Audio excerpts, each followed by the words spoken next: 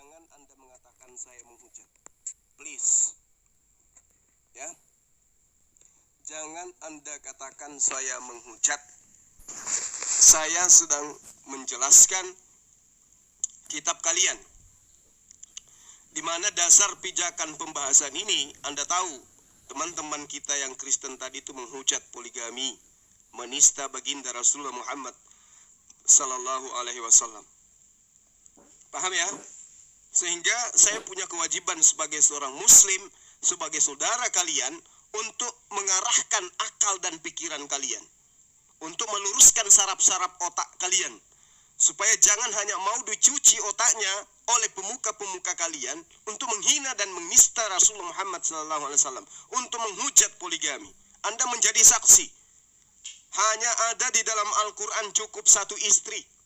Di dalam kitab kalian tidak ada itu. Saya boleh taruhan. Bahkan saya pertaruhkan iman saya tadi. Paham? Kedua, di dalam kitab kalian tidak ada kemudian pelarangan untuk poligami. Tidak ada satupun manusia di antara kalian bisa menunjukkan itu. Tuhan melarang poligami. Bahkan kalau Anda lihat apa yang saya tunjukkan, Kejadian 12. Sarah yang nantinya mengusir, nantinya mengusir Hagar, itu mempraktekkan sesuatu yang tidak terpuji. Padahal kalau kita melihat di dalam kitab Kejadian sendiri, Abraham itu diberkati, Abraham itu bapak dari segala nabi-nabi. Dia adalah bapak keselamatan yang nantinya akan menurunkan anak perjanjian. Tapi seperti ini adanya penistaan, penghinaan, pencemaran nama baik beliau. Untung saja Al-Quran itu datang untuk meluruskan nama baik baginda Ibrahim alaihissalam. Paham ya? Ini penistaan ini. Istri seorang nabi besar, Abraham, dikatakan poliandri. Mempraktekkan poliandri. Ini penistaan. Ini penghujatan, ini penghinaan. Secara turun-temurun, kalian semua dibekali, didoktrin dan didogma dengan penghinaan-penghinaan terhadap Abraham alaihissalam. Sementara kami sibuk memberkati beliau. Allahumma salli ala Muhammad wa ala ali Muhammad kama sallaita ala Ibrahim. Sebagaimana yang kami memberkati Ibrahim. Tiap hari, ya, tanpa henti kami memberkati Abraham. Tapi kemudian Anda tanpa henti menghina, menistakan Abraham. Ini fakta yang tidak bisa terbantahkan. Ini fakta yang tidak bisa terbantahkan. Akhirnya apa? Saya di-kick.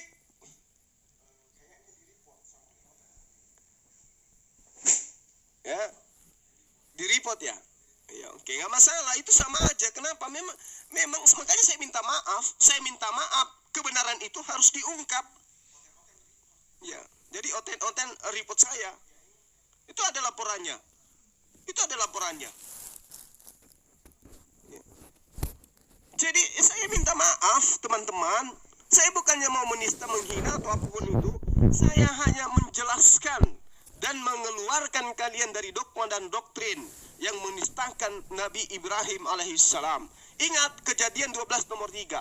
Aku akan memberkati siapapun yang memberkati engkau Abraham, dan aku akan mengutuk siapapun yang mengutuk engkau Abraham. Oke? Apa yang kalian lakukan? Dengan kitab kalian mengutuk Abraham. Dengan konsep iman kalian mengutuk Abraham. Ismail anak haram, Ismail anak zina. Sarah, Hagar adalah budak, istri yang tidak sah, anak yang tidak sah. Ngerti tidak kalian? Kalau Anda mengatakan Ismail anak tidak sah, berarti Abraham Anda tuduh menggauli Hagar secara tidak sah. Hukumnya apa? Anda sama aja mengutuk Abraham. Apa yang Allah katakan di dalam Kejadian 12 nomor 3? Aku akan mengutuk siapapun yang mengutuk engkau Abraham. Apa bukti kalian dikutuk? Lihat. 1 tambah 1 tambah 1 sama dengan berapa? Anda tidak bisa menjawabnya. Kenapa? Karena Anda sudah dikutuk. Anda tidak bisa membedakan antara pengutus dan utusan. Anda tidak bisa membedakan antara Tuhannya Yesus dengan Yesus itu sendiri. Kenapa? Karena Anda dikutuk. Itu akibat dari kutukan itu. Oke? Jadi kalau hari ini Anda dipermalukan dengan data dari Bible, kenapa? Karena itu diterangkan di dalam kitab kalian sendiri. Yesaya 44, nomor 10, nomor 11, dan seterusnya. Bukan kitab kalian sih, kitabnya Bani Israel yang kalian ambil. Kalau kalian malu, itu penggenapannya jelas apa yang diterangkan dalam Yesaya 44. Siapakah dia yang membentuk Allah dalam rupa patung? Siapa dia? yang membentuk dalam rupa makhluk. Siapa dia? Islamkah? Kristenkah? Coba. Makanya ketika kalian malu, itu penggenapan daripada Yesaya 44. Siapakah yang telah membentuk Allah dalam rupa patung? Mereka semua akan kubuat malu bersama-sama. Kalau hari ini Anda malu karena sara poliandri di dalam kitab kalian, itu karena memang sudah dinubuatkan. Kalian membentuk Tuhan pencipta langit dan bumi ini dalam bentukan manusia. Tagut. Ini akibatnya. Coba. Kalian tidak bisa membedakan antara ajaran Yesus dengan ajaran orang-orang yang menginginkan Yesus menjadi Tuhan. Kenapa? Karena kalian dikutuk. Kenapa kalian dikutuk? Karena setiap hari iman kalian itu mencerca, menghina, menista Abraham alaihissalam. Sementara kami sibuk untuk kemudian memberkati beliau. Kalian sibuk menistakan. Kitab kalian, Sarah itu diceritai di poliandri. Dinikahi oleh Fir'aun. Dalam keadaan dia menjadi istri Abraham yang sah. Kemudian dia diberikan oleh Abraham, diceritakan dalam kitab kalian yang hanya terjemahan itu. Entah original teksnya seperti apa.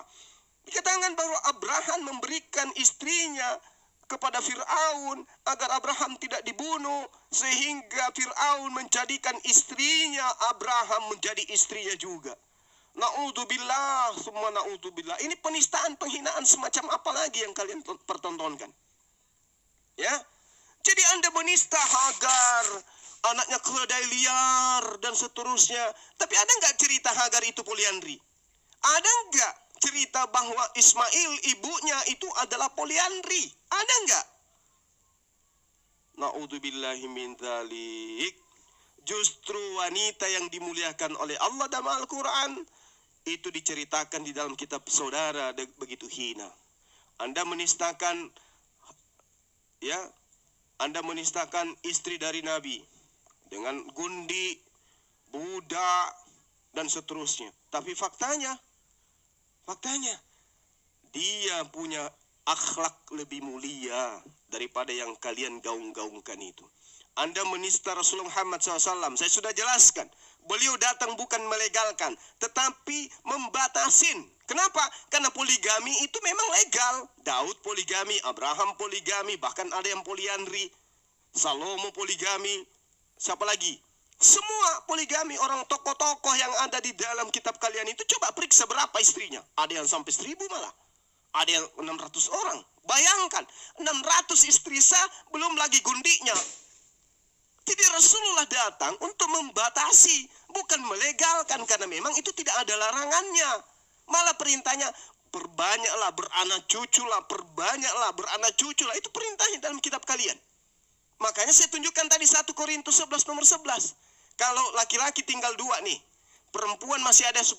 Solusinya seperti apa ketika diterapkan data di 1 Korintus 11 nomor 11. Perempuan harus punya laki-laki, laki-laki harus punya perempuan. Kayak mana itu? Kalau cuma 2 laki-laki, perempuannya 8.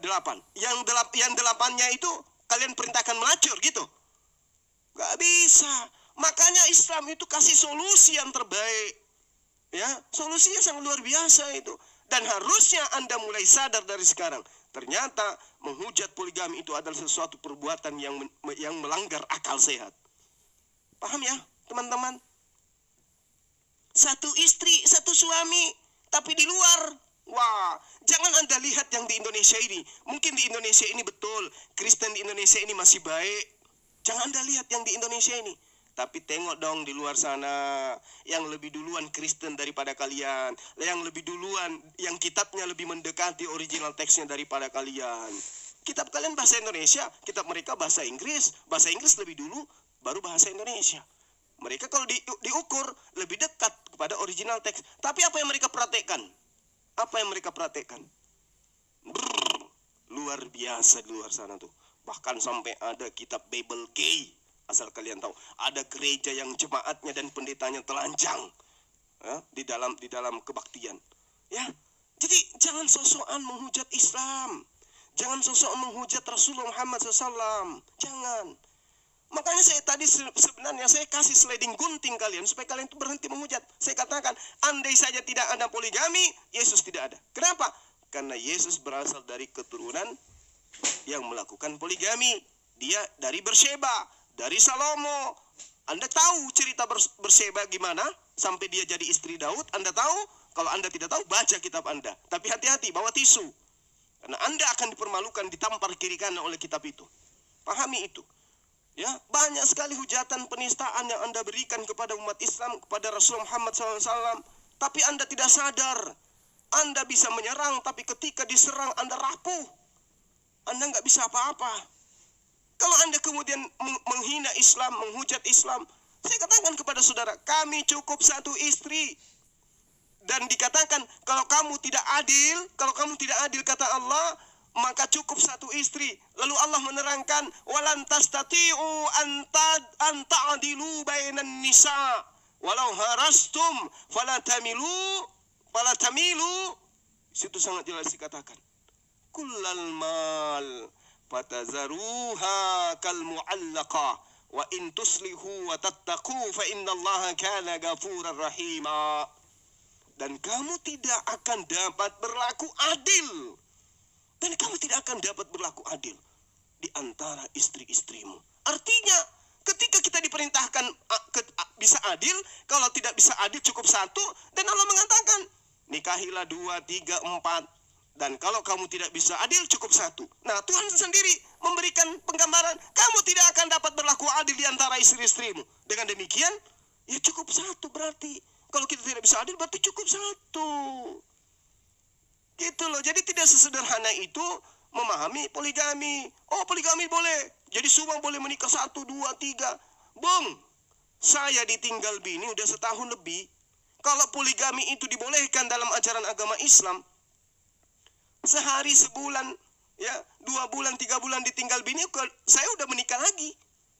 Tapi faktanya belum. Kenapa? Menikah itu tidak mudah, Bung. Tidak seperti beli kondom di apotik.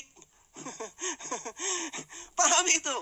Ya, belajar itu. Jadi teman-teman Kristen, sekali lagi saya katakan, saya bukan menghujat, bukan menista. Teman-teman Kristen tadi yang memulai menghujat Rasulullah, poligami dan seterusnya. Anda dengarkan sendiri kan?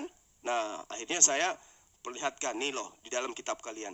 Kalau poligami itu memang tidak benar, tunjukkan dalilnya di dalam kitab saudara bahwa Tuhan pencipta langit dan bumi melarang poligami. Ada dalilnya? Gak ada. Ada dalil di dalam kitab kalian cukup satu istri? Ada dalilnya? Gak ada. Yang kamu tunjukkan Titus 1 itu, Titus 1 itu ditujukan pada imam, Bung, bukan kepada jemaat. Di situ di original teksnya sangat jelas dikatakan, Eitis estin anenkletos, mias geinakos, anestek na ekon pista mien kategoria asotias anipotakta. Oke, anipotakta. Itu yang perlu Anda pahami.